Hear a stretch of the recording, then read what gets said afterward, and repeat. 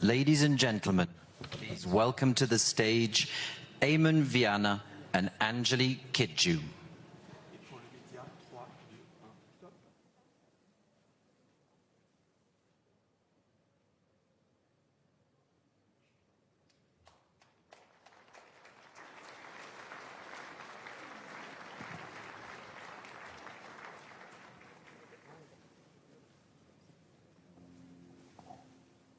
Don't ever let them hurt you in any way.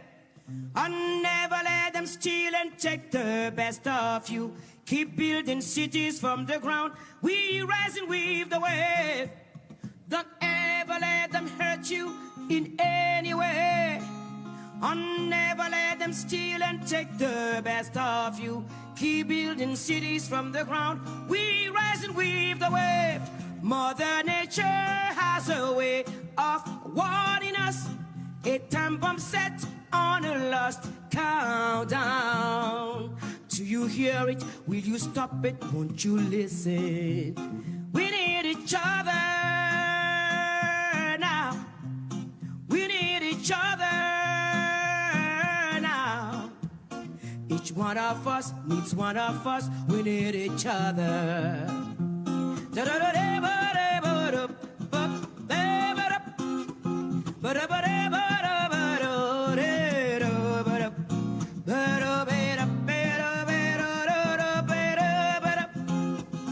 Don't ever let them hurt you in any way. Oh, never let them steal and take the best of you. Keep building cities from the ground. We rising with the wave. Mother Nature has a way of warning us. A time bomb set on a lost countdown. Will you find it? Will you stop it? Won't you listen?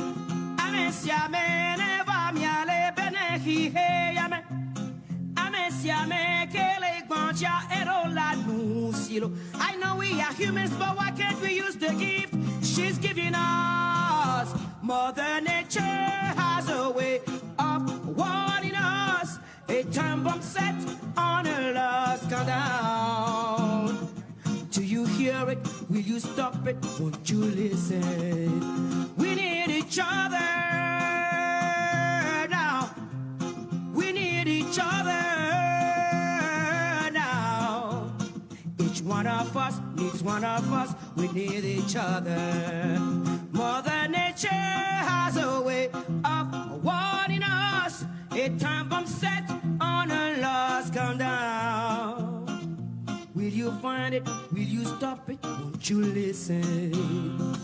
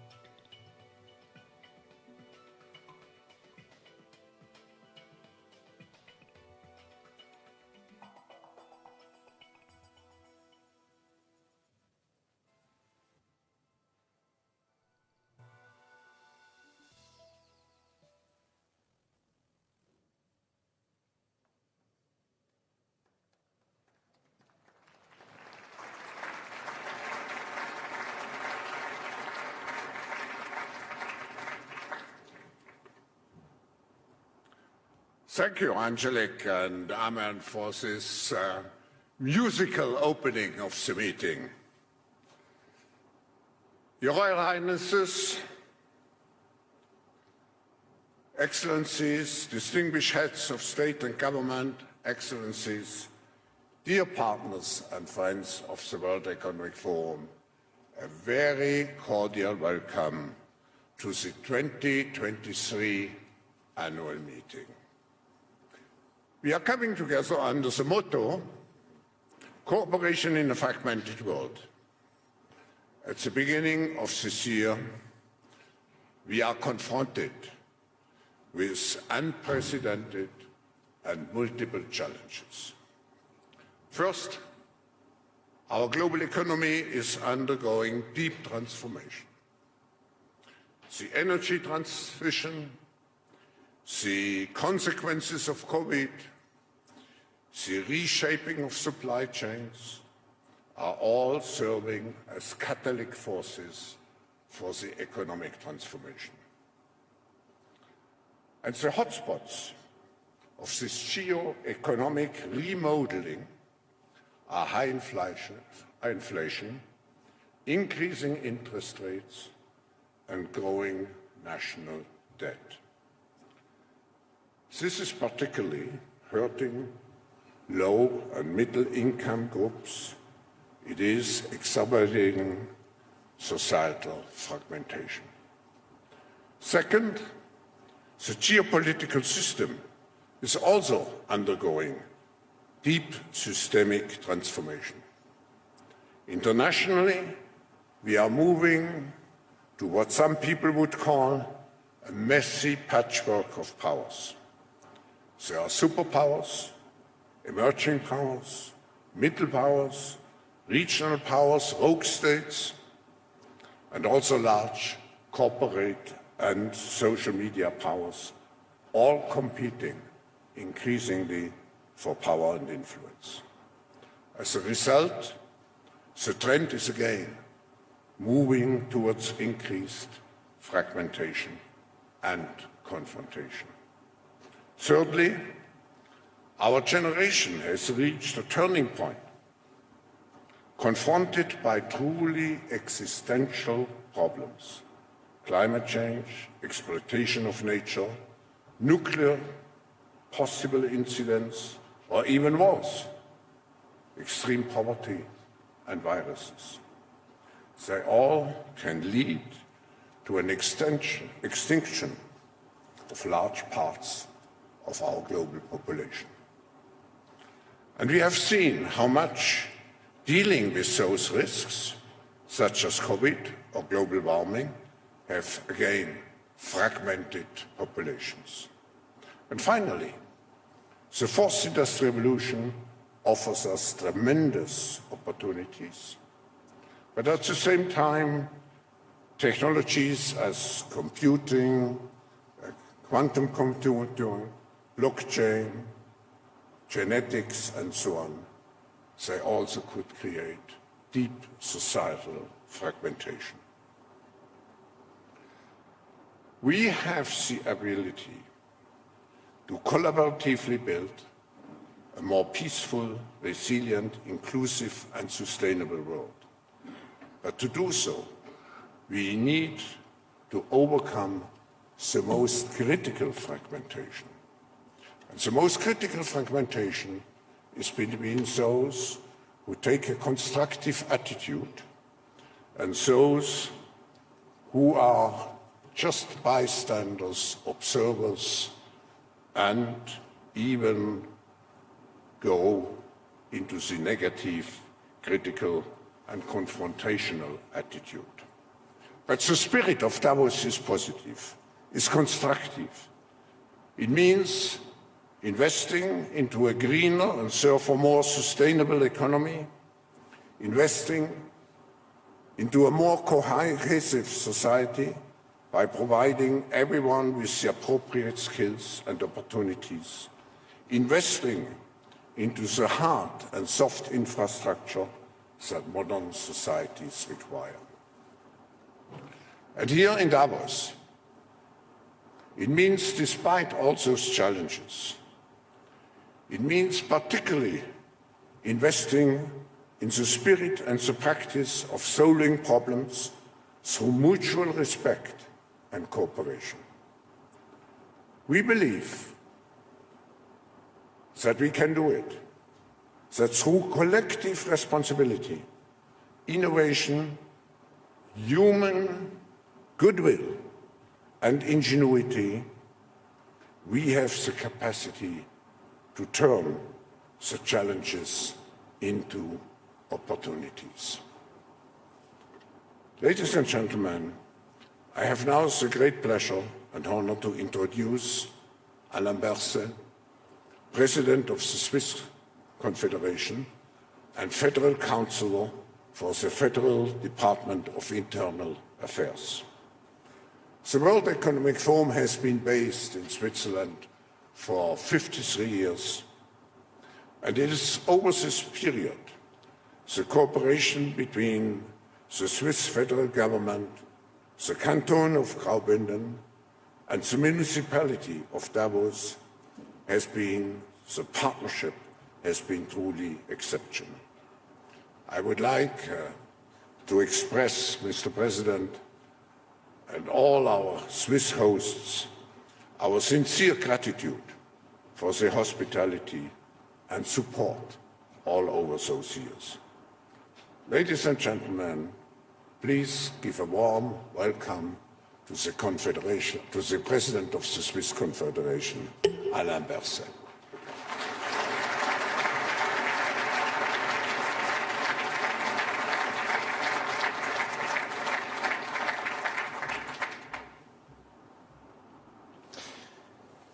Excellencies, ladies and gentlemen, dear Professor Schwab,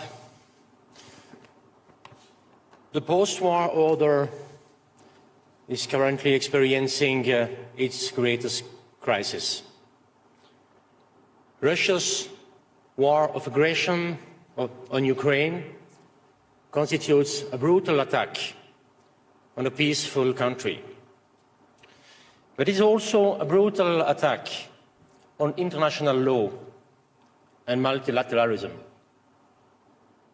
The war is causing great suffering, and it is playing a decisive role on the global development of democracy. That is why the great solidarity shown by democratic countries with Ukraine is crucial. Solidarity with the people in the country, but also with those who have fled. And this aggression has come of all countries, from a member of the UN Security Council, which, and I quote from the UN Charter, bears primary responsibility for the maintenance of international peace and security. And in spite of this, or no, precisely because of this, Switzerland will make every effort to again strengthen international law and multilateralism. In the UN Security Council, for the first time this year, and through international Geneva, the seat of one of the most important multilateral platforms. Ladies and gentlemen, excellencies, the world needs strong multilateral platforms because the greatest present-day challenges are transnational: climate change, pandemic, war, migration, proliferation. And this annual meeting is also an important platform for global dialogue. It is a place of optimism, of can-do spirit, and this is especially so in times of crisis. When I first attended the annual meeting back in 2012, the motto was the great transformation shaping new models. And it was a call to look to the future with optimism and to have confidence in the strength of our shared values and vision. But even at the time, WEF founder Klaus Schwab warned that inclusion is critical at a time when the #1 risk to the world is rising inequality. And this warning has proven to be as accurate as it was far-sighted. For since then, inequality worldwide has continued to grow. The World Inequality Report 2022, which measures global wealth, income, gender, and ecological inequality, comes to the conclusion that inequality today is as great as it was 20 years ago. And all the fears expressed at the 2012 annual meeting have come true. Inequality brings with it huge political and social collateral damage. And what we call populism is essentially a reaction to growing inequality. We all know that extreme inequality undermines social cohesion. It creates resentment, causing us to seek scapegoats. And it is politically toxic, eating away at our faith in democracy. The number of democracies worldwide has diminished very much. According to Freedom House, around 50% of the world's population lived in democracies 10 years ago. And today, that figure is just 20%. And we find ourselves at a tipping point. Democratic institutions are being weakened. In certain places, the rule of law is under threat, even in some democratically constituted states. And the rule of law is also at risk of eroding in the international system. Business as usual is no longer an option. We must take steps to defend steadfastly the foundations that are a condition for civilized coexistence. Excellencies, ladies and gentlemen, we have given much thought, also here at the annual meeting, to efficiency and prosperity, but too little to social fairness. What applies in the domestic politics of most countries also applies in relations between states. Here too, inequality is growing at an alarming rate, and already fragile states are further weakened, first by climate change and the pandemic, and then by the war in Ukraine. Around 350 million people in 82 countries are currently at acute risk of hunger, according to the UN World Food Programme. That's 200 million more than before the pandemic and the war in Ukraine. In large parts of Africa, the consequences are dramatic. Before the war, 90% of grain supplied to Eritrea and Somalia came from Russia and Ukraine. And the sharp rises in the price of fertilizer and oil have a huge impact on the continent's poorest countries, weakening them further still. The COVID pandemic also hit already fragile states hardest. Inequality increased significantly, and what is particularly difficult to accept is that prior to 2020, African countries were among the fastest growing in the world. Yes, Excellencies, ladies and gentlemen, many countries in Africa, just as many parts of the world, have been weakened by this terrible war and seen their ambition reduced. But that does not diminish the importance of these countries. It does, however, require a rethink.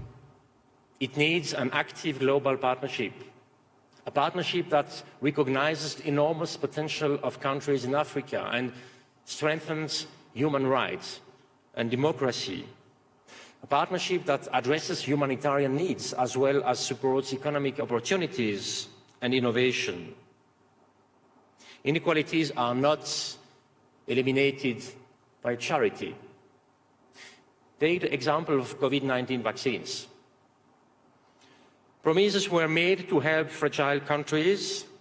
Switzerland, too, lent its financial and political support to the COVAX initiative of the World Health Organization, which wanted to achieve equitable access to vaccines worldwide. But when it came to distributing vaccines, there was little evidence of that kind of partnership. In light of the pandemic and the war in Ukraine, we have seen that the risk of fragility is no longer a one-way street. The problems experienced by fragile states do not remain within their own borders. They are always exported to neighboring countries, but also to far-flung regions in the form of migration, corruption, terrorism. And we must do all we can to support fragile states, otherwise they risk becoming failed states. And that is why Switzerland will work systematically on behalf of the most vulnerable, in particular to protect the civilian population and improve food security. Ladies and gentlemen, Excellencies, fragility poses a threat to all of us. That is true domestically, but it is also true internationally.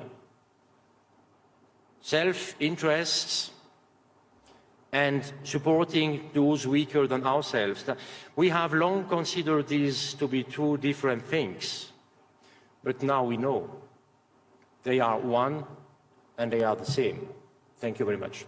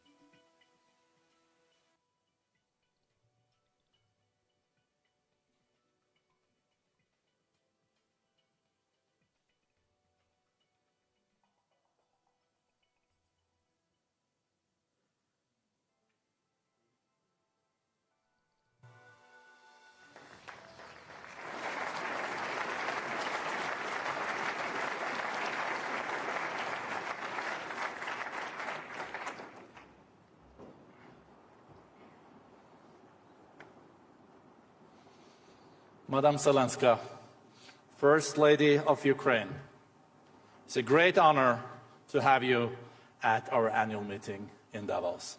Thank you for coming.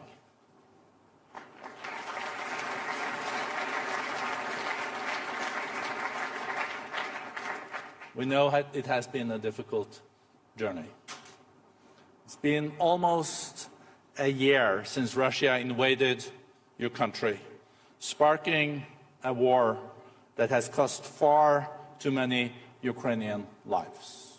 Tens of thousands, many of them civilians, many of them children.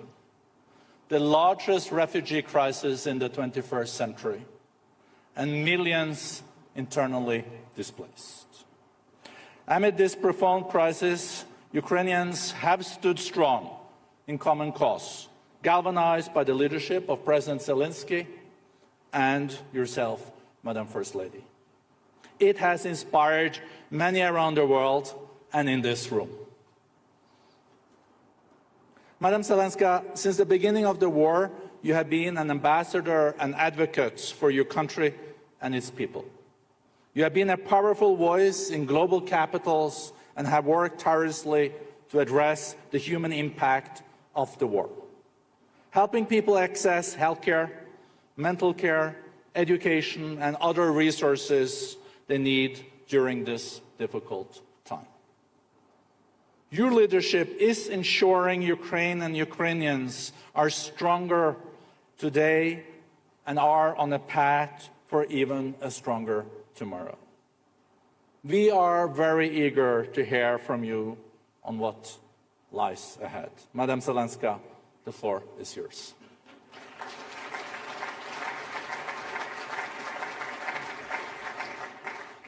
Thank you. Вітаю, пані та панове. Good morning, ladies and gentlemen.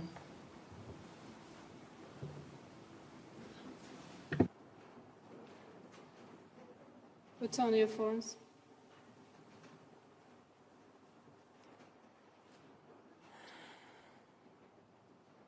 So.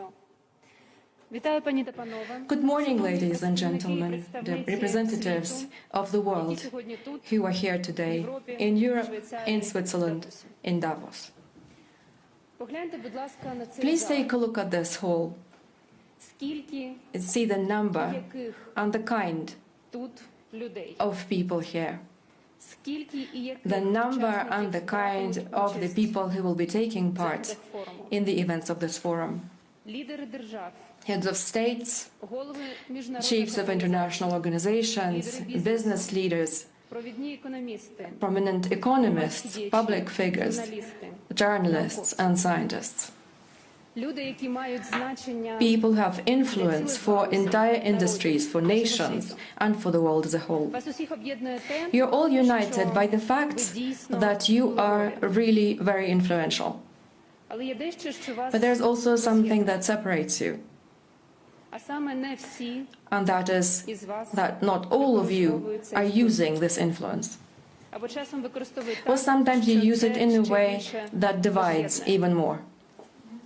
Таке зібрання, як Давоський форум, A meeting such as the Davos Forum exists because deep inside we all believe that there is no global problem that the humanity, that the mankind would not be able to resolve. We have enough energy and strength for it. The sum of our combined influence is bigger than the weight of existing challenges. But for there to be a sum, we need to add its components, its parts, and that's global cooperation. And it is all the more important right now when Russia's aggression in Europe makes various challenges facing the world and wraps them into one large-scale crisis. Зараз є загроза обвалу того життя. We are facing a threat of a collapse of the world as we know it, the way that we are accustomed to it, or to what we aspire. What can be life in a world where tanks are allowed to strike at nuclear power stations? Що буде з інфляційними процесами? What will happen to inflation when state borders start to collapse and the integrity of countries will be trampled on by those who want Що it? буде з вартістю життя? What will happen to the cost of living when millions, not millions, but tens of millions of people will be forced to flee mass starvation and will become refugees? Як світ хоче досягти How does the world want to achieve climate neutrality if so far it hasn't even stopped the burning of entire cities in Ukraine? This is what Russia is doing with its artillery, with its missiles, with its Iranian drones. And you know that the Russian aggression was never intended to restrict itself to the Ukrainian borders. This war can go further and it make crises wider if the aggressor does not lose. In other words, if the sum of our influence does not outweigh the aggression. Ladies and gentlemen, my husband, the president of Ukraine, when he addressed the leaders of 19 states who are economically the most powerful, offered them and to the whole world a formula about how we can become the most powerful in peacekeeping. It's a 10-point plan. It's 10 points about how we outweigh the Russian aggression and how we prevent existing regional and global crises from converging into one full-scale, full-on global crisis. I want to emphasize that these points are not purely political. Each one of them has a tangible human dimension.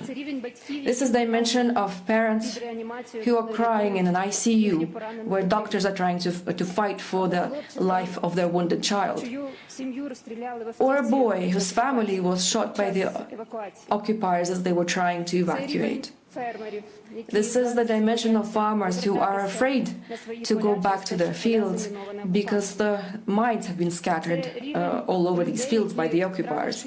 This is the dimension of people who have lost their homes and are forced to seek shelter wherever they can be accepted. I ask you to look at the need to stop this aggression exactly like this, with the eyes of the people whose lives have been brought into chaos by the aggressor country. When we talk about the peace formula, when we talk about radiation and nuclear safety, what we mean is that we cannot allow a new Chernobyl to happen. We do not want children somewhere in the world to be forced to learn how to protect themselves from radiation disease. When in the peace formula we talk about food security, what we mean is that there's a right to food that every human being has, and it's an insult for mankind and for human nature itself that in the 21st century it is possible for us to have mass starvation simply because there's a targeted aggression of some country. When we talk about energy security, we mean that no child in the world should have to do their homework by candlelight, like children in Ukraine are doing, that no doctor would have to perform surgeries in the light of flashlights, as recently in Kyiv and Lviv. For me, the most painful point of the formula is the release of all the prisoners and deportees. These thousands upon thousands of Ukrainians who have been deported to Russia and who are being lied to that no one is going to help them. They're not the only ones being tortured. Their families are also tortured by uncertainty. These are also thousands of children that we must protect from the dissolution of their bond with their motherland, which is exactly what Russia is doing when it puts up thousands of Ukrainian children for adoption by Russian families. And this is not just an attempt by Russia to wipe the memory of these children about who they are. It's a crime against the very sense of parenthood, against that primeval bond between a mother and a child, and father and a child. Everyone has a right to life. So a separate point of the peace formula is the withdrawal of Russian troops from the entire sovereign territory of Ukraine, and thus guaranteed cessation of hostilities and terror by the occupiers against Ukrainians. This will restore the force of international law and the UN Charter. Purely from the human point of view, in these occupied territories, these are our people in these territories who have been torn apart from their families, and they're waiting for liberation. And while they're waiting, millions of people are experiencing the fear and the Russian repression. Another point of the formula is justice. This is what the dignity of each person that died under the rubble of his or her own home demands of us. It's what children and adults who've lost their limbs because of Russian strikes demand of us. Everyone who was trying to survive in the basement of Mariupol while Russian shells and bombs were evaporating their city. Everyone who was yearning for salvation in Bucha, hiding from Russian executioners. Justice is needed so that no one in the world would ever think that war crimes and genocidal policies can go unpunished. It's not what the living and the dead Ukrainians need. It's needed by the world, because no one should think that this violence can be repeated again. The peace formula returns security not only to people. If you've seen the scorched earth from the Russian strikes, the burned forests, the closed-off areas because of the thousands of mines, we can see what kind of a traumatized environment we can leave to the next generations. And I constantly try to convey that in Ukraine there is no place which is completely safe, and unfortunately also you can't take a day off from war. Everyone who is now in Ukraine has to risk his or her life every day. There is nothing off limits for Russia. As we speak, in our city of Dnipro, people are still working and sorting through the debris of a residential area of a house that was destroyed by an anti-ship missile. This missile was built to destroy aircraft carriers and was used against the civilian infrastructures. This morning we heard about 43 casualties. Since we started this forum, it grew to 43 casualties. These were people, ordinary people, at home on a Saturday, and that's enough reason for Russia to kill. And that's why the 9th point of our formula is about guaranteed non-escalation. And of course, at some point we have to pronounce an end to this war, not only so we have a date, so that we can reset the time and start counting peacetime, because peace does not equal a truce. It's so that our people can return home who are scattered around the world right now, so that our fathers, our mothers, sons and daughters can return from the front line, for families to reunite, the families that were torn apart by the war. Ladies and gentlemen, unity is what brings peace back. And today I would like to hand over to my colleagues, my counterparts of the forum, letters from the President of Ukraine, to Mr. Olena Zelenska, the President of the Swiss Confederation, to Mrs. Ursula von der Leyen, the President of the European Commission, and also a letter addressed to Mr. Xi Jinping, the head of the People's Republic of China. I hand it over to Mr. Liu He, the Vice Premier of the State Council of China. There's an old saying, if people come together, they can move even Mount Taishan. And we believe that the world will unite for peace. Ukraine has already received answers, some positive answers from many of heads of states about their readiness to work together on the peace formula. This year may not become the year of the polycrisis that we hear about, if it becomes a year of the Ukrainian peace formula, which will come true. Thank you. Glory to Ukraine.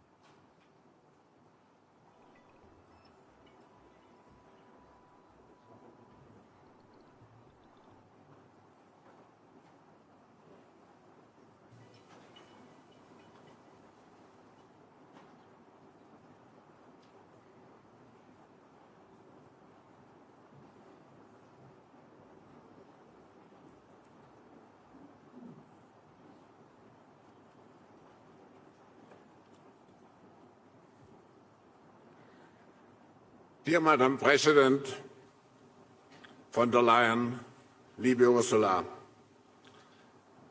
at a time in history, as we have seen also in the speech of the First Lady, at a time in history during which unprecedented, unimaginable challenges demand exceptional leaders, it is a deep honor to have you with us to present your vision for the future of Europe and Europe's role in the world.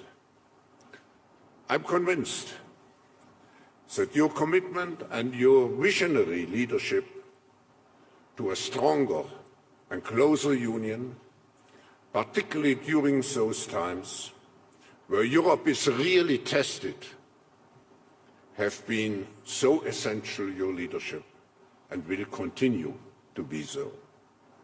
Madam President, we are excited to have us with you today. The stage is yours.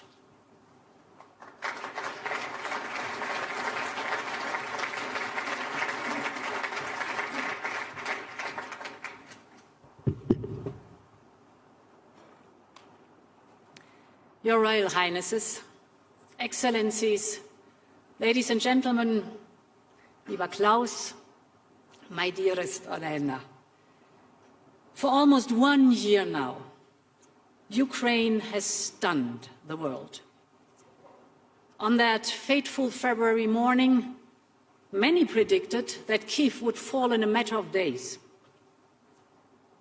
But this did not account for the morale and the physical courage of Ukrainian people. Dearest Olena, you and your people, you have resisted the Russian invasion and pushed back against the aggressor, against all odds. Not even Russia's relentless attacks on civilians, and you have described them, or the specter of a brutal winter have shaken your resolve. In this last year, your country has moved the world and has inspired Europe. And I can assure you that Europe will always stand with you. Many doubted whether that European support would be so unwavering. But today, Ukraine is a candidate country to access the European Union. European countries are providing more and more critical weapons to Ukraine. We're hosting around 4 million Ukrainians in our cities, our homes and our schools. And we have put in place the strongest sanctions ever, which leave the Russian economy facing a decade of regression and its industry starved of any modern and critical technologies. There will be no impunity for these Russian crimes.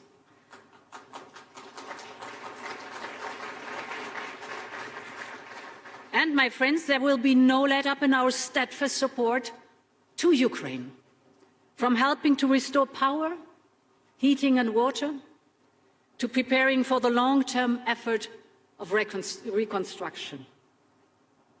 And to reaffirm that support, we announced yesterday that the Commission is delivering 3 billion euros of financial support.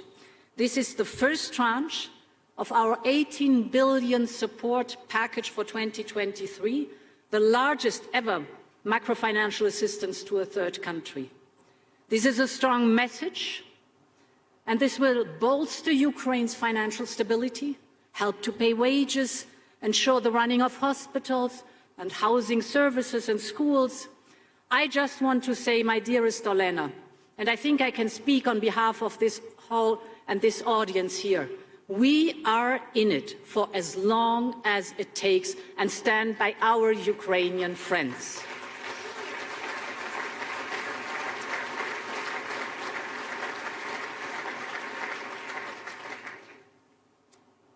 And Europe's reaction to the war is the latest example in how our union has pulled together when it matters the most.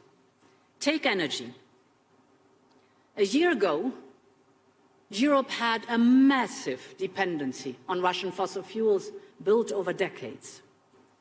This made us vulnerable to supply squeezes, price hikes, and of course vulnerable to Putin's market manipulation.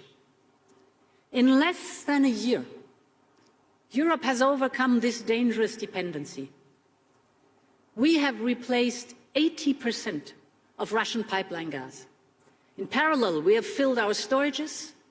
Of course, we have reduced our demand by more than 20% in the period from August to November. And through collective effort, we brought down gas prices quicker than anyone expected. From its peak in August, this was 350 euros per megawatt hour.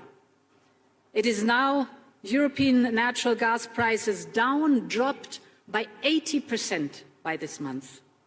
That is below the levels of before the Ukraine war. Europe has once again shown the power of its collective will. Nevertheless, we should be under no illusion how difficult these periods, first of pandemic and then followed by a war, are for our families and for our businesses.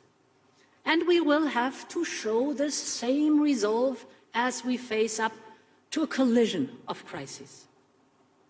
Dear Klaus, as your global risk report sets it out, we see rising inflation, making the cost of living and the cost of doing business more expensive.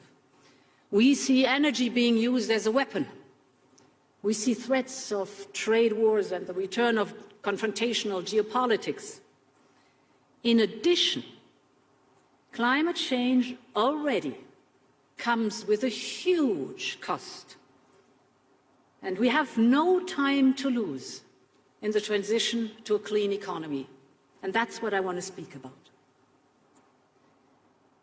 The net zero transformation is already causing huge industrial, economic, and geopolitical shifts, by far the quickest and the most pronounced in our lifetime.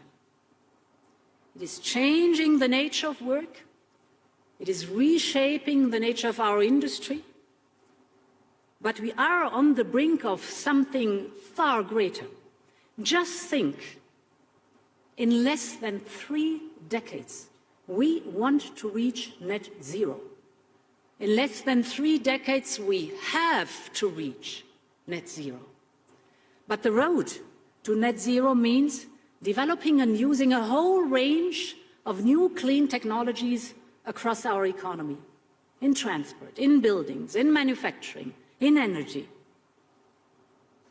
The next decades will see the greatest industrial transformation of our times, maybe of any times.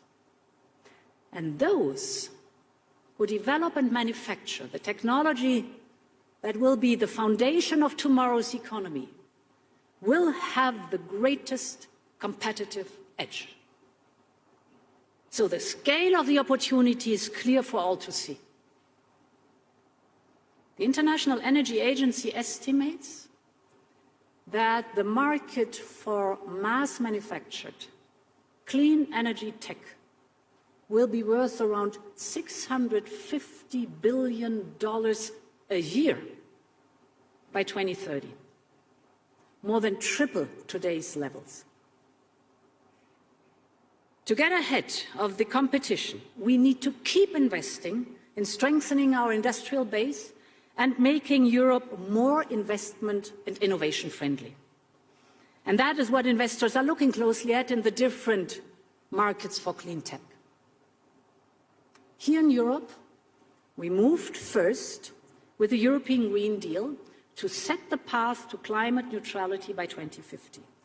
We have cast our net zero target into law to provide the predictability and the transparency business needs. We followed up with our investment firepower of Next Generation EU, that is our 800 billion investment plan, the Just Transition Fund and other instruments across the economy. This is unprecedented investment in clean technology across all sectors of the green transition.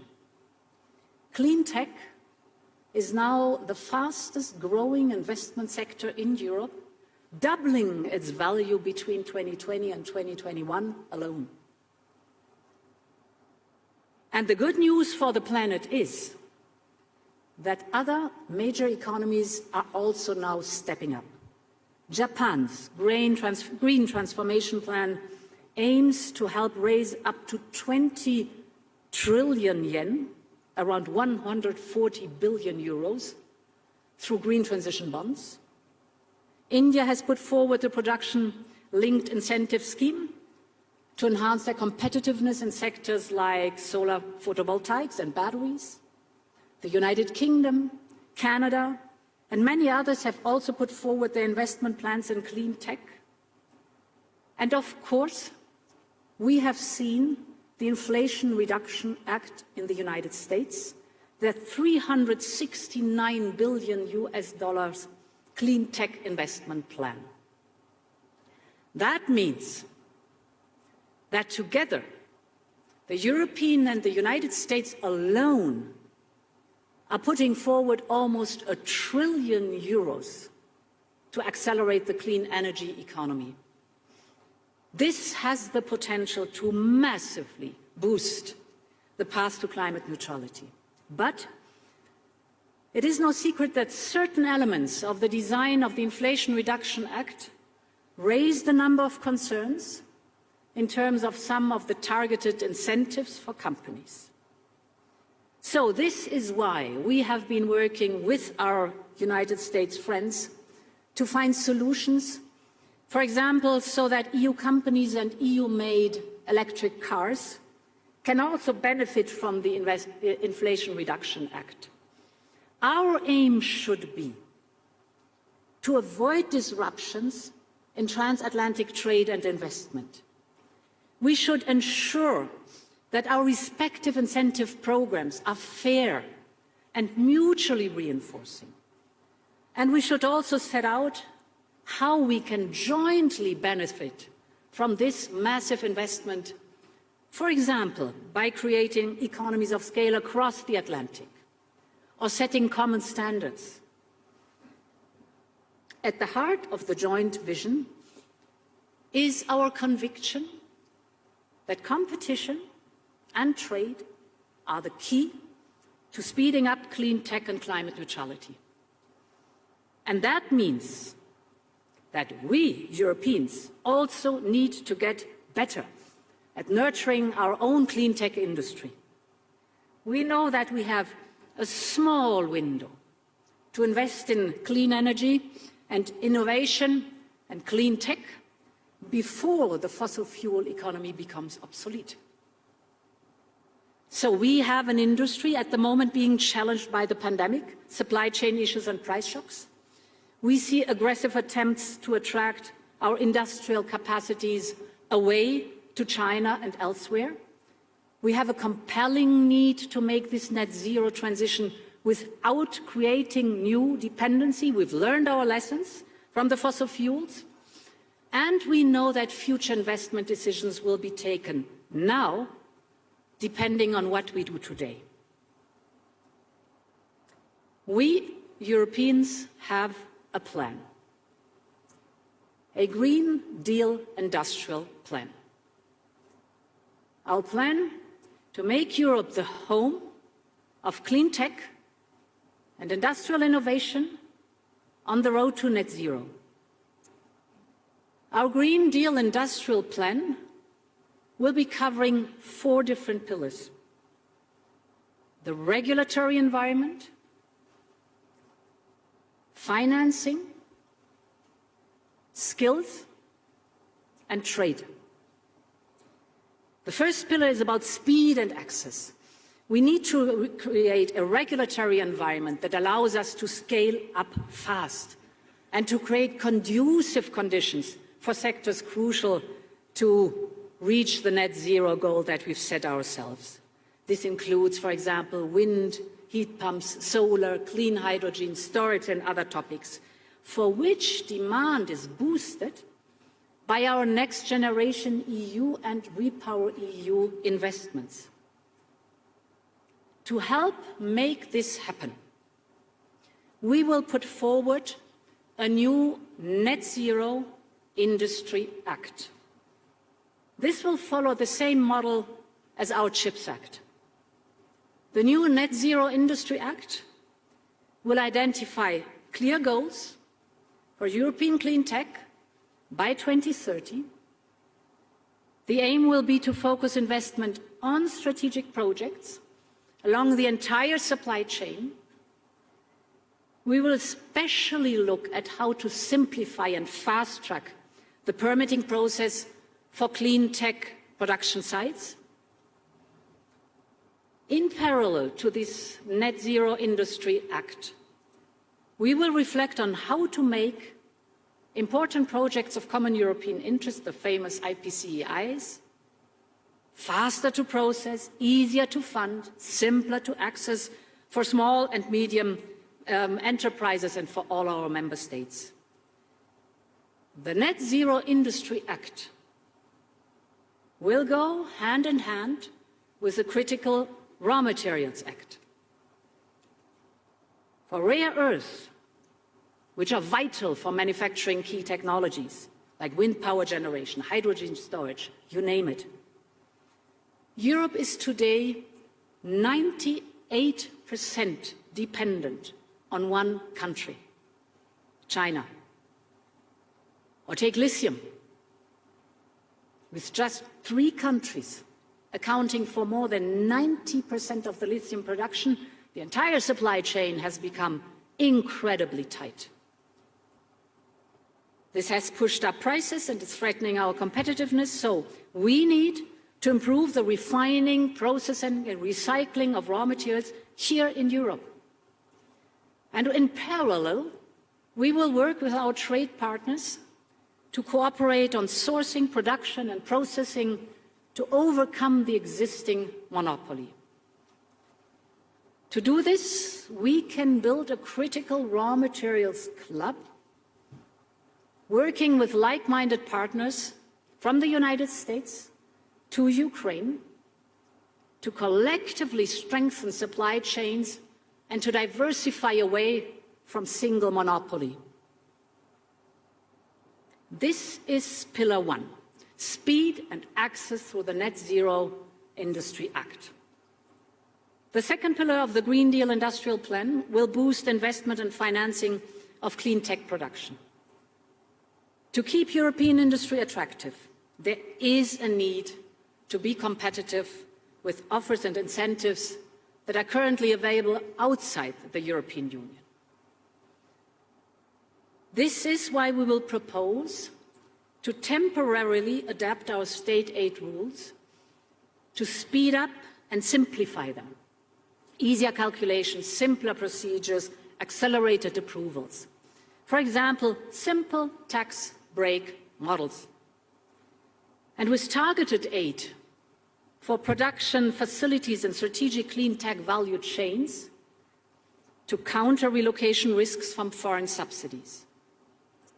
But we also know that state aid will only be a limited solution which only a few member states can use. Now, to avoid fragmenting of the single market and to support the clean tech transition across the whole Union, we must also step up EU funding. For the medium term, we will prepare a European Sovereignty Fund as part of the midterm review of our budget this year. This will provide a structural solution to boost the resources available for upstream research, innovation and strategic industrial projects. But as this will take time, we will look at a bridging solution where it is most needed to provide fast and targeted support. And to support this, we are currently working hard on a needs assessment. So the second pillar is funding and state aid. The third pillar of the Green Deal Industrial Plan will be developing the needed skills to make this transition happen. The best technology is only as good as the skilled workers who can install and operate it. And with a huge growth in new technologies, we will need a huge growth in skills and skilled workers in this sector. This will cut across all we do, whether it is regulation or finance, and will be the priority of our European Year of Skills. The fourth pillar will be to facilitate open and fair trade to the benefit of all. For clean tech to deliver net zero globally, there will be a need for strong and resilient supply chains. Our economies will rely ever more on international trade as the transition speeds up to open more markets and to access the input needed for the industry. So we need an ambitious trade agenda, including by making the most, for example, out of the existing trade agreements, for example with Canada, or for example with the United Kingdom, with which we are trying hard to sort out our difficulties. We're working on concluding agreements with Mexico, Chile, New Zealand and Australia, and to make progress with India and Indonesia. And we need to restart a conversation regarding the Mercosur agreement. Because international trade is key to helping our industry cut costs, create jobs, and develop new products. But by the same token, where trade is not fair, we must respond more robustly. China has made boosting clean tech innovation and manufacturing a key priority of its 5-year plan. That's good. It dominates global production in sectors like electric vehicles and solar panels, which are essential for the transition.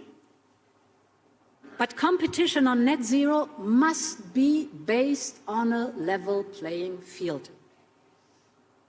China has been openly encouraging energy-intensive companies in Europe and elsewhere to relocate all or part of their production. They do so with the promise of cheap energy, low labor costs, and a more lenient regulatory environment.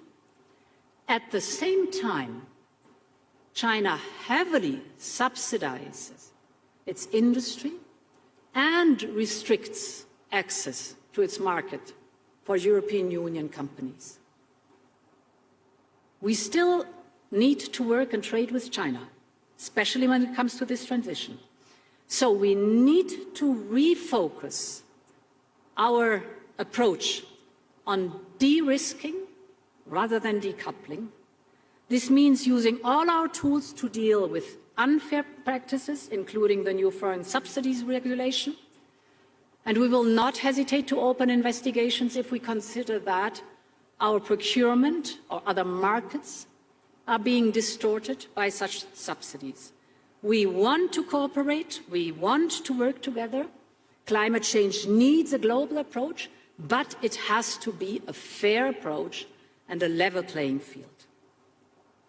Ladies and gentlemen,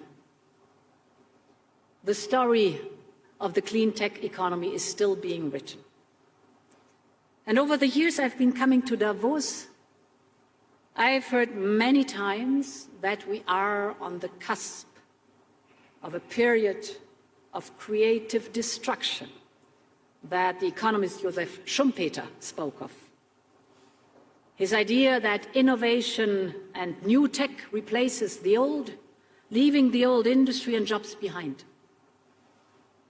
In many ways, this dynamic applies to the clean tech revolution of today and tomorrow. But I believe if Europe gets it right, the story of clean tech economy can be one of creativity. With the right focus on skills and people, with the right environment to make the most out of our world-leading innovation capacity. Europe already has everything it takes: talent, researchers, industrial capacity, investment. And Europe has a plan for the future. And this is why I believe the story of the clean tech economy will be written in Europe. Thank you very much.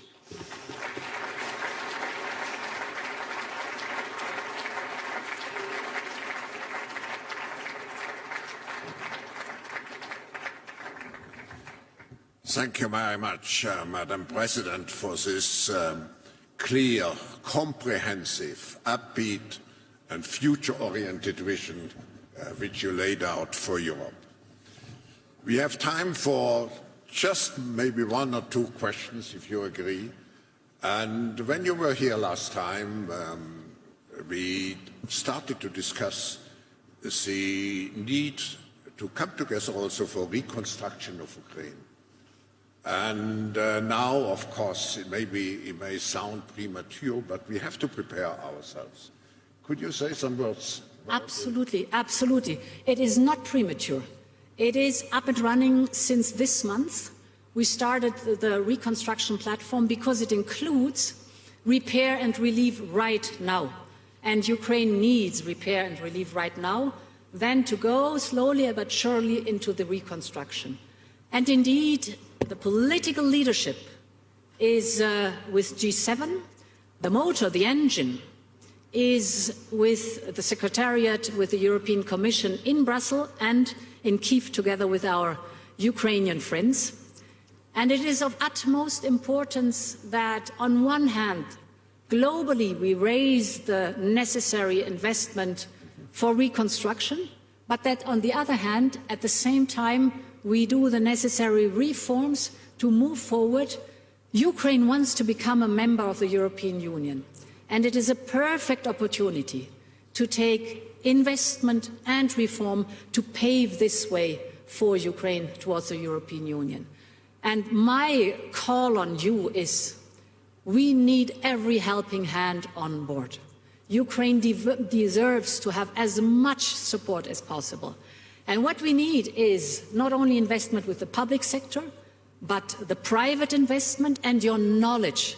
You know so much in your respective fields. So we need your knowledge.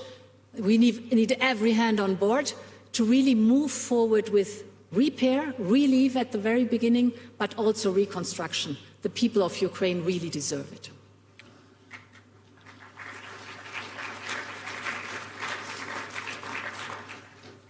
Ursula, you have laid out the revitalization efforts for Europe. I would like to come back with maybe the last question to the role Europe is playing globally and in terms of, the geopolitical leadership, security and values. You have touched upon some of those points. But I know in addition to all your different initiatives, there is the Global Gateway initiative. I think since it concerns many of the partners of Europe, maybe you would like to say something about it. Global Gateway is our 300 billion investment plan for infrastructure abroad for the next 5 years. There's a huge need for investment in infrastructure, and we want to be the offer as a partner where there is the investment in the infrastructure coupled with the added value that stays locally, transparency, and reliability and predictability. And I give you some examples what the Global Gateway investment is in, for example. I've spoken about the enormous dependency of the European Union of Russian fossil fuels before Russia unleashed the war against Ukraine. The European Union was the biggest client for pipeline gas worldwide, and Russia was the biggest supplier worldwide. And this huge demand of the European Union is now completely shifted away from Russia. We have completely decoupled and diversified away. But this demand, of course, is looking for new, trusted, long-term suppliers. And we have to be very careful that we do not create a lock-in effect in fossil fuels, but that we use this opportunity to leapfrog forward into clean energy. And here comes the opportunity of Global Gateway. Our friends, for example, on the African continent, have resources for renewable energy in abundance. What is missing is the infrastructure. And therefore, there we have a common interest that Global Gateway is investing in infrastructure for green hydrogen, for example, solar panel, wind, but also other possibilities, so that this infrastructure is being built up with a common interest on both sides that we want the added value fairly placed and predictable. Another example is the topic of vaccines. We learned our lesson in the pandemic that it is not sustainable if vaccines have to be donated. The African continent, our African friends, want the technology, rightly so. And therefore the mRNA technology has been brought to different countries. There, with private partners, Global Gateway is building up, together with our African friends, manufacturing capacities for vaccines in order to give the opportunity and have the next time that we have the need for vaccines, the technology on the African continent, vaccines manufactured in Africa for Africa, and all the possibilities that are in this new revolutionary mRNA technology. Two very recent examples that show what Global Gateway is all about. Madam President, in the beginning, I just said we want to have here at this meeting a let's do it attitude, and we have the capabilities. I think your speech this morning provided the best example of the let's do forward-looking attitude, and we have to be also clear that we have to do the necessary investments. I just want to highlight one point, the necessary investments into the skills which we need in the future. So we wish you all a very good, how should I say, progress in all those visionary initiatives. And thank you again for joining us this morning. Thank you. Thank you.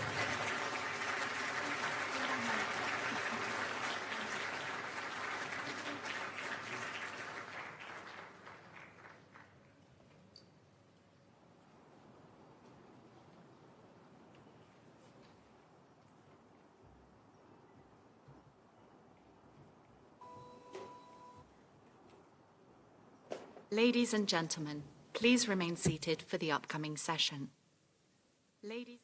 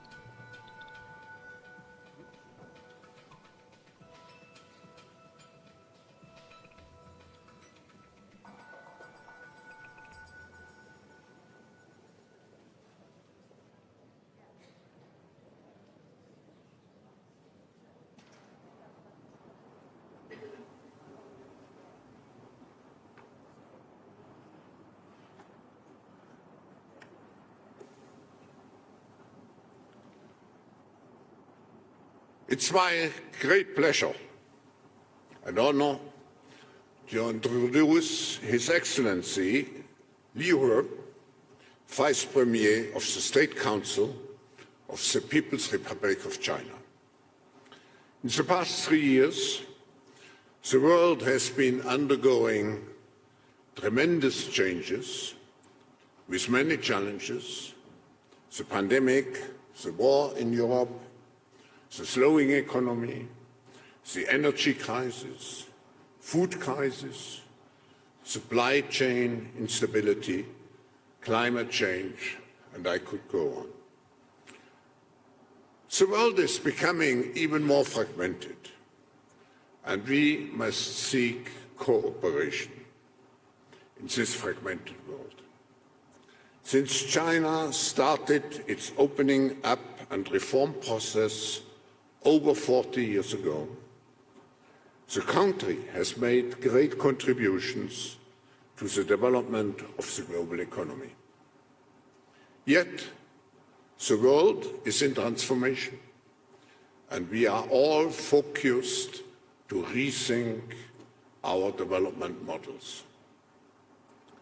The global community, Your Excellency, is eager to understand the next chapter of China's development strategy, both domestically and globally, particularly after the Communist Party's 20th Congress. And we would like to know the opportunities in China and how we can work together with China to tackle the collective challenges that the world is facing. Cooperation instead of fragmentation. As Director of the Office of the Central Commission for Finance and Economy, Director of the Financial Stability and Development Committee of the State Council, Head of the leading group for National Science and Technology System Reform and Innovation Systems Development, Vice Premier Liu has played a key role and key roles in China's economy, financial and technology sector, as well as China's international cooperation for over 30 years now. He is a recognized leader and a well-known person internationally. Today, we all need to work together to make progress in this fragmented world. We firmly believe that China will play and can play an important role, so we are all keen to hear your perspectives. Mr. Vice Premier, of China, how much will China assume a responsive and responsible role to avoid further fragmentation in the world? Please welcome Vice Premier Liu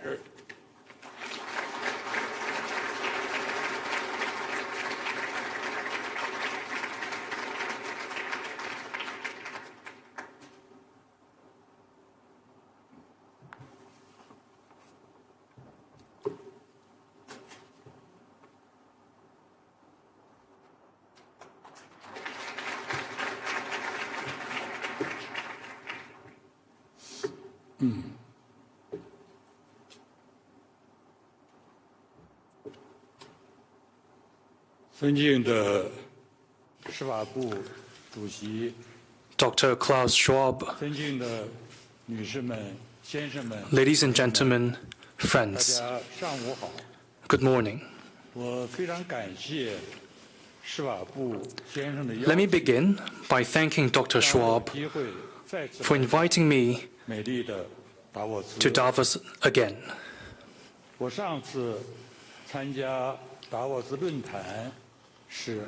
The last time I came here was 2018.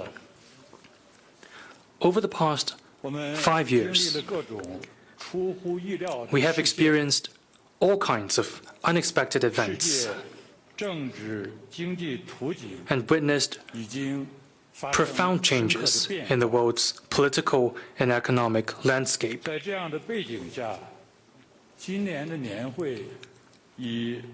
Therefore, the theme of this year's annual meeting, Cooperation in a Fragmented World, cannot be more relevant.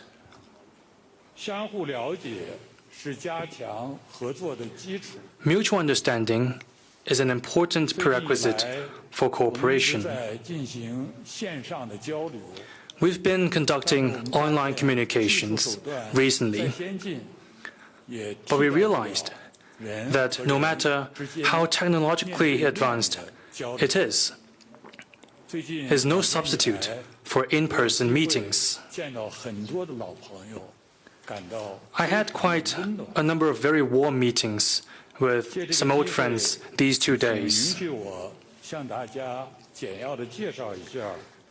At this face-to-face event, I hope I can help you understand the Chinese economy better. In 2022, China completed its major political agenda.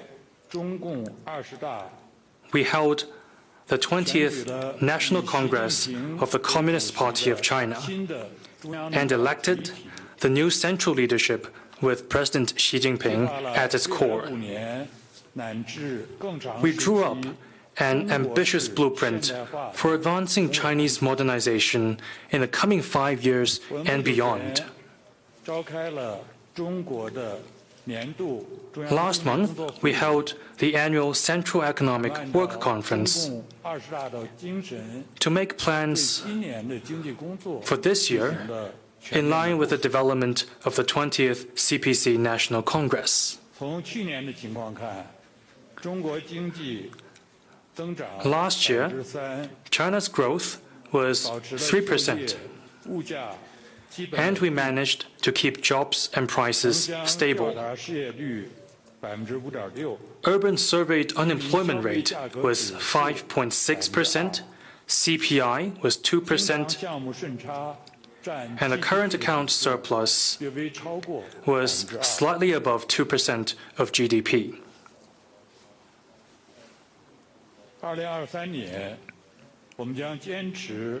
In 2023, we will continue to work to make progress while maintaining stability and follow a proactive fiscal policy and a prudent monetary policy.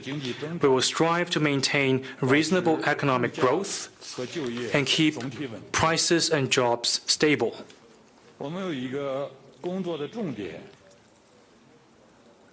Our focus will be placed on expanding domestic demand, keeping industrial and supply chains smooth,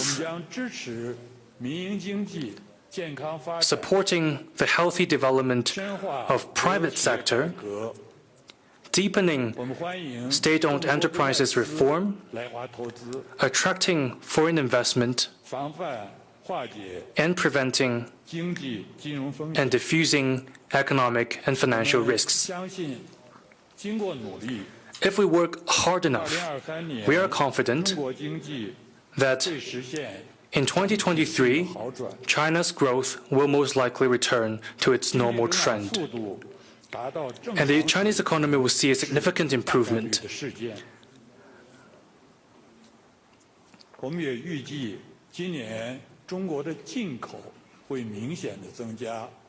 A noticeable increase of import, more investment by companies, and residential consumption returning back to normal can be expected.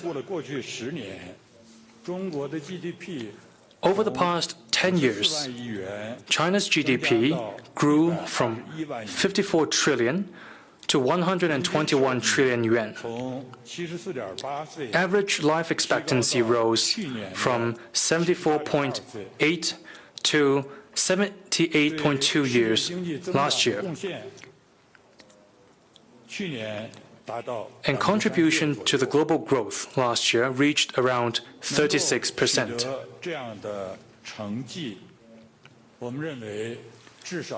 There are at least 5 things that we always bear in mind in making such achievements. First, we must always take economic development as the primary and central task. Under the new circumstances, guided by the philosophy of innovative, coordinated, green, open, and shared development. High-quality economic development must always be our goal. Second, we must always make establishing a socialist market economy the direction of our reform. We must let the market play a fundamental role in resource allocation and let the government play a better role. Some people say that China will go for the planned economy. That is by no means possible. We will stay committed to deepening SOE reform, support the private sector and their growth, promote fair competition, oppose monopoly, and champion entrepreneurship. Third, we must always promote all-round opening up. Opening up as a basic state policy is a catalyst of reform and development in China and a key driver of economic progress. China's door to the outside world will only open wider. Fourth, we must always uphold the rule of law. We must protect property rights and IPRs in accordance with the law. We must create a world-class and market-oriented business environment underpinned by a sound legal framework. Both government and market activities must stay within the confines of law. Fifth, we must pursue innovation-driven development.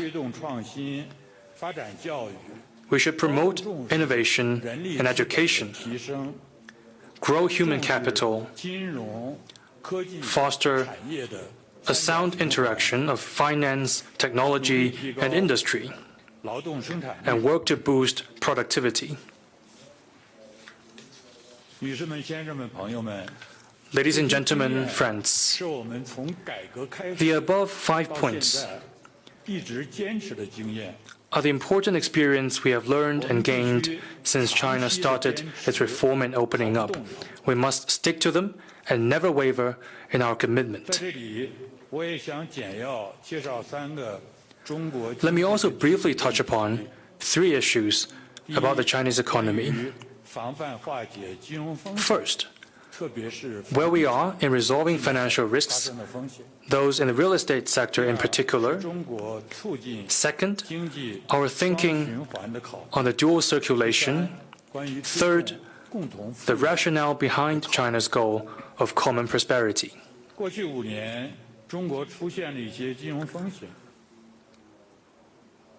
The financial risks that emerged in China over the past 5 years are a result of multiple factors, including macroeconomic downturn, loose financial supervision, imprudent business expansion, and insider control. We fought a tough battle to address these risks. We dealt with conglomerates, as well as small and medium-sized financial institutions of high risks, disposed of distressed assets, curbed shadow banking activities, and handled unusual volatility in the capital market.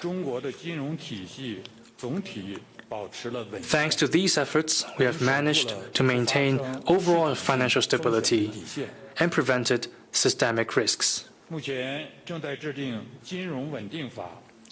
We are drafting the financial stability law right now, which is expected to provide legal safeguards for diffusing risks and maintaining financial stability as we go forward.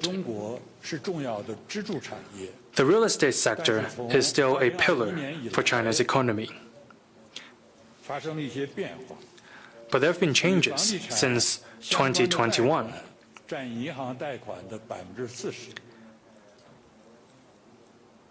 The real estate sector accounts for nearly 40% of bank lending,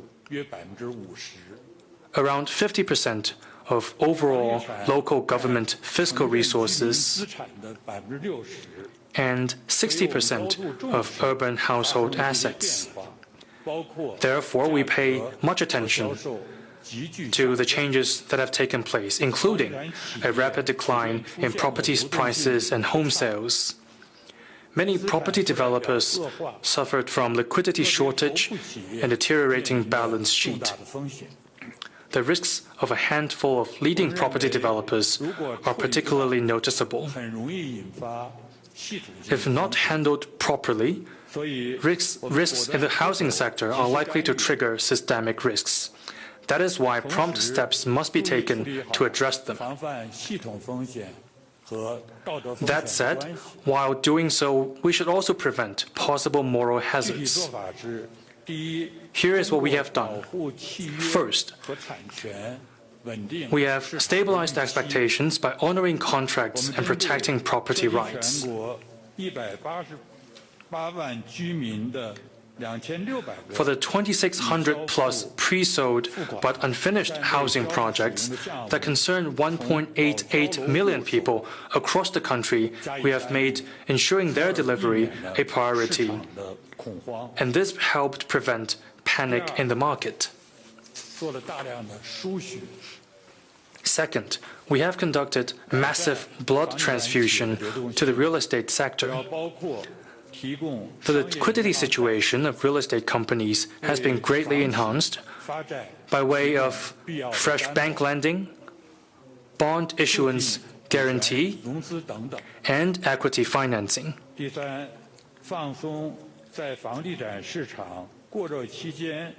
Third, we have relaxed restrictions that were once introduced to addressing the overheating in the property market, to effectively expand demand and enable property developers to generate revenue. Thanks to these efforts, the property market in China has seen noticeable improvement. Looking ahead, China's urbanization is still on a fast track, and the enormous potential demand generated in this process will provide a strong underpinning for the development of the real estate sector. Right now, China is stepping up efforts to foster a new development paradigm with domestic circulation as the mainstay and domestic and international circulations reinforcing each other. The focus of domestic circulation is on expanding internal demand, promoting industrial upgrade, developing a consumption-led growth model, and rebalancing the economy.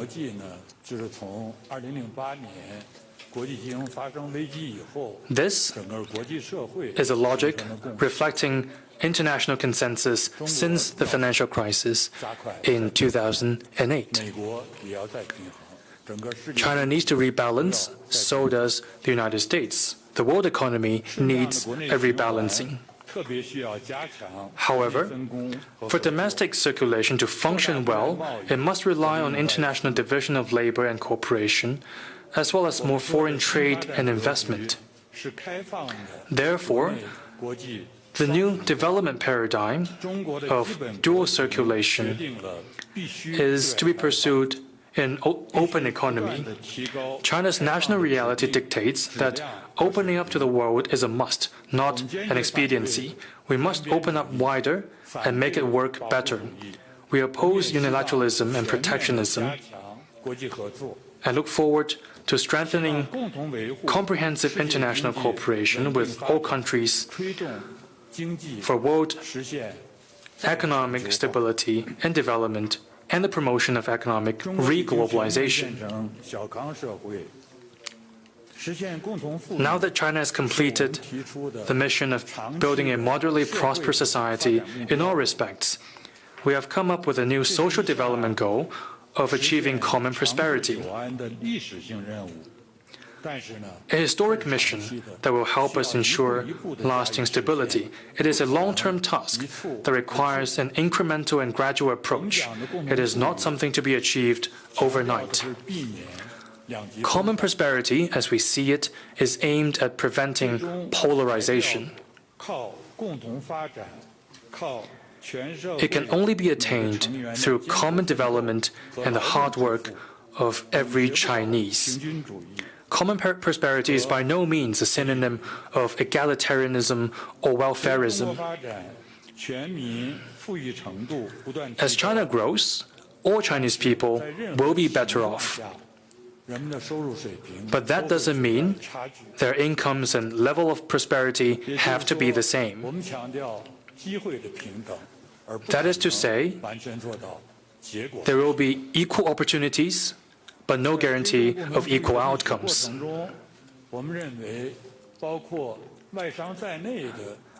Entrepreneurship is a key factor for wealth creation of a society. Therefore, entrepreneurs, both Chinese and foreign, will play an important role as the engine driving China's historical pursuit of common prosperity. If wealth doesn't grow, common prosperity will become a river without source or a tree without roots. Ladies and gentlemen, friends, the theme of this meeting, cooperation in a fragmented world, is highly relevant.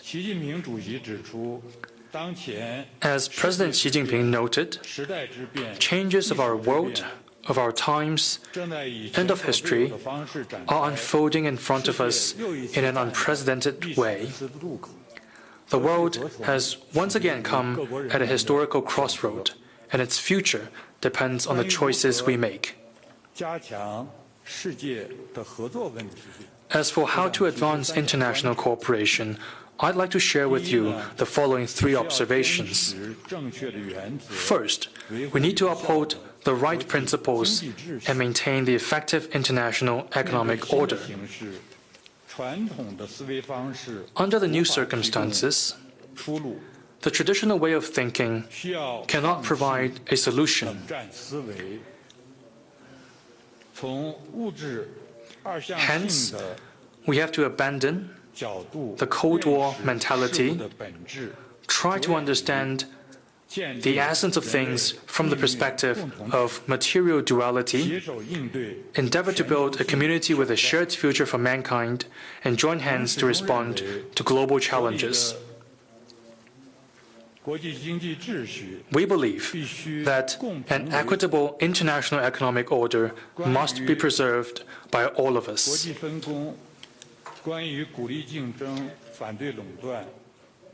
International division of labor, encouragement of competition, anti-monopoly, protection of property rights and IPRs, promoting entrepreneurship and free flow of production factors, fair distribution, ensuring macroeconomic stability and a strong social safety net are still economic principles that are relevant today. The government has a key role to play on major issues. Despite temporary resistance and some setbacks, we must have the courage to uphold truth and law of economics and address complex issues in a pragmatic way with plain and simple solutions. Second, we need to strengthen international macro policy coordination and strike a good balance between inflation and growth.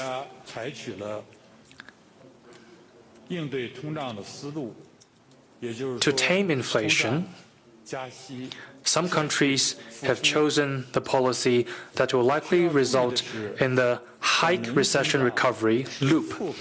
But it is important to note that inflation this time around is driven by multiple factors, which is why it is complicated. Apart from the demand side, supply-side measures are also needed to repair the supply chains and preserve energy and food security. A joint response to this challenge requires international cooperation and maintenance of peace.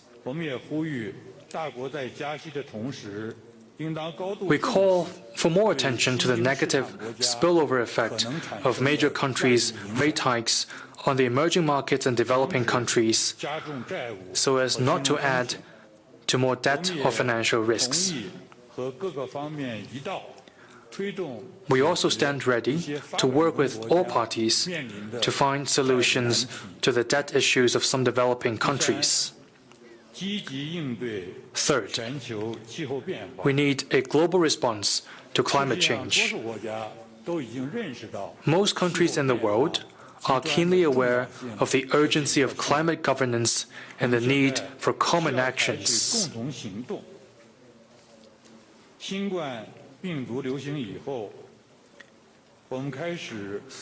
The COVID-19 pandemic has revealed to us a possible connection between climate change and public health crisis.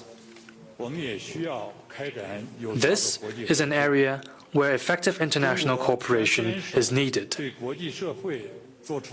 China will honor its commitments to the international community, push for global cooperation on climate change, work with other countries to tackle the serious challenges posed by it,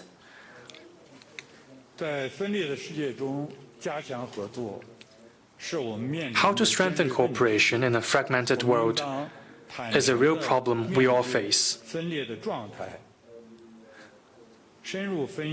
We must face it squarely, dig deep into the causes of fragmentation, promote positive-sum games, identify the possible converging areas of cooperation, and explore the mechanisms for doing so.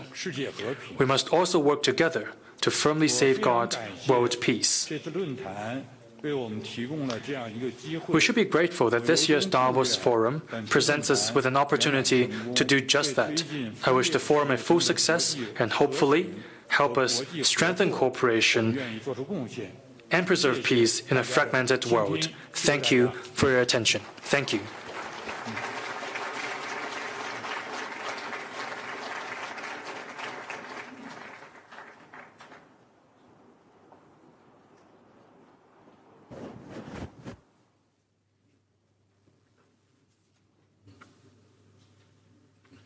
Thank you very much, Vice Premier. We have time also for 2 questions. And I would like to follow up what you mentioned at the end and come back to China's carbon neutrality goal. China has announced its goal to be carbon neutral by 2060 and to make in such a way a strong contribution to the achievement of the Paris objectives. But what are the practical decisive steps that must be taken? And you mentioned already, what role does global collaboration play? Could you elaborate a little bit further, please? Okay.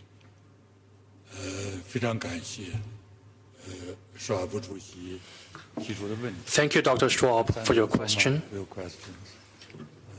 So may I answer in Chinese instead of English? 关于3060这个目标，是中国政府。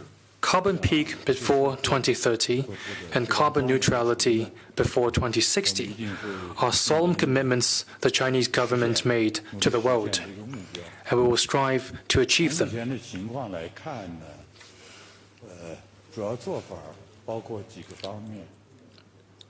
To achieve that, we are making efforts in a number of aspects.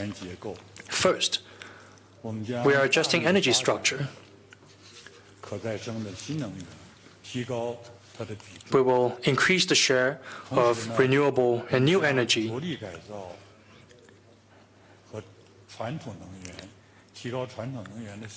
and enhance the efficiency of traditional energy, including carbon capture, storage.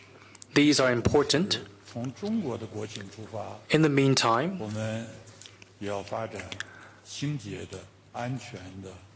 China's national reality dictates that we also need to promote safe and clean use of nuclear power. Second, we will focus on key areas of carbon reduction.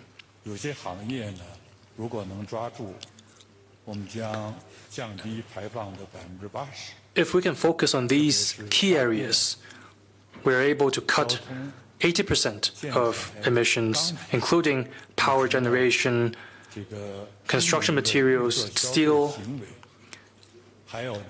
We are also promoting the change of consumption behavior and make changes to the traditional manufacturing sector. Third, we think institutional arrangements are crucial. We have made a 1+N policy framework. We are promoting the building of carbon trade and green finance. On public investment, taxation, we will also make efforts in these aspects. Fourth, we must strengthen international cooperation. We are working with the United States, including under the United Nations, APEC, and G20 frameworks. We have established a series of mechanisms. We have already been working with the European Union in areas such as cities and industrial parks. We are working with the European Union on technology, and we are collaborating with emerging markets and developing countries. For instance, in Belt and Road Cooperation, we have announced the end of building new coal-fired plants in international cooperation, and we will also provide financing to countries in need.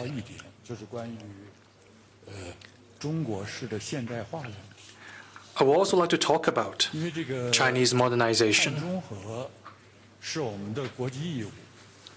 Carbon neutrality is China's international obligation. This is also what China needs in driving its internal growth. It is not imposed on us, rather, it is something that we want to do. The supply of primary products requires international exchanges. In China, we have a massive manufacturing industry, and in advancing industrialization and urbanization, China must make changes to our development model and promote green development.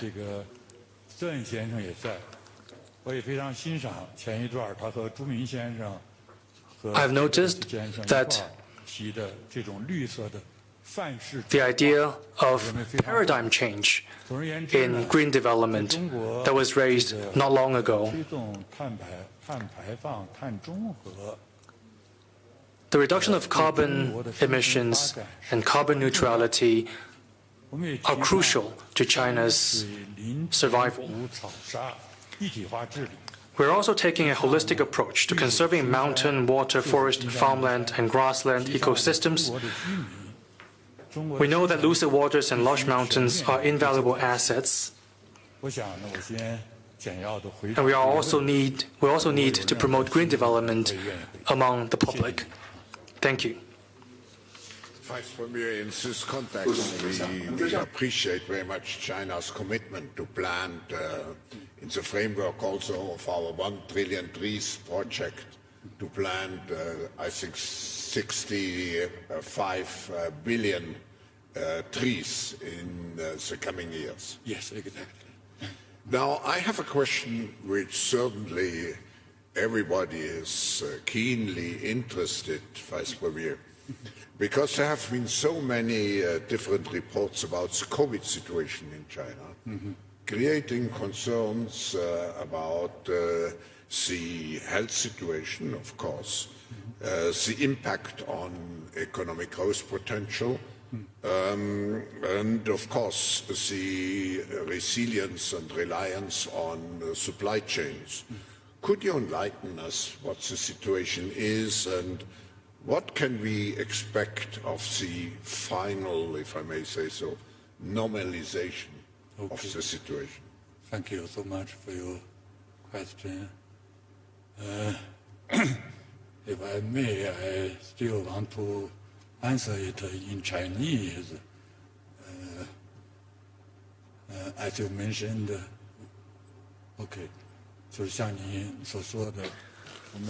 As you mentioned,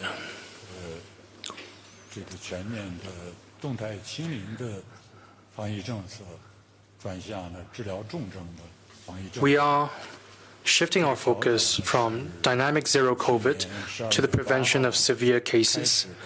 It started on 8th December last year, and since 8th January this year, we have started to manage COVID as a Class B infectious disease. That is a signal of reopening. First, the COVID situation is steadying. China has passed the infection peak. Members of the society have returned to normal.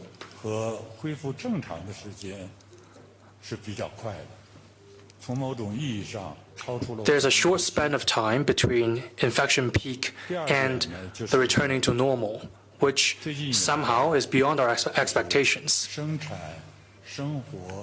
Second,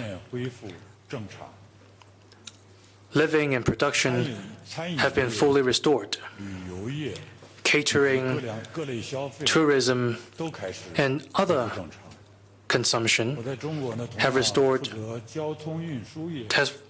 been restored to normal. I have received quite a surprising number from the Transportation Department. This year's Chinese Spring Festival will see some 5 billion trips made, which is an enormous scale. That is why I said just now that life has been restored to normal in China.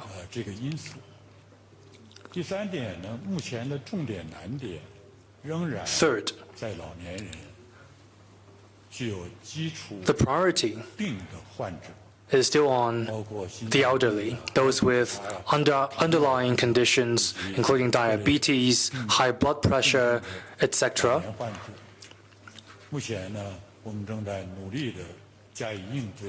Now we are working to address these priorities. As things stand, hospitals, hospital beds, doctors, nurses, medicine, supply of these factors can be ensured. Finally, for all of you, my foreign friends, you are most welcome to visit China. The policy we are taking right now is travelers only need 48-hour PCR test results upon entry. And there is no quarantine, no other additional requests.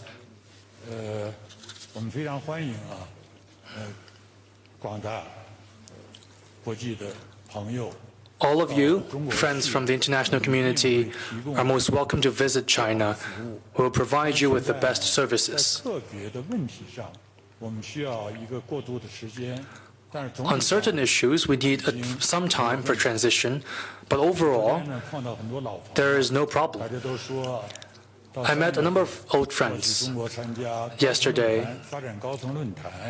They told me that they want to visit China for the Boao Forum for Asia, for the high-level forum for development. That is also proof that things have been normalized. Thank you for your question, and thank you for your attention. Thank you. Thank you, Vice Premier. We highly appreciates that you came here to Davos actually just before the Spring Festival starts. Yes, exactly. You came here with important delegation. Thank you for sharing with us the latest policies of the Chinese government of China. And I think on behalf of all of us, I want to wish you a good year of the rabbit. Thank you very much. Thank you.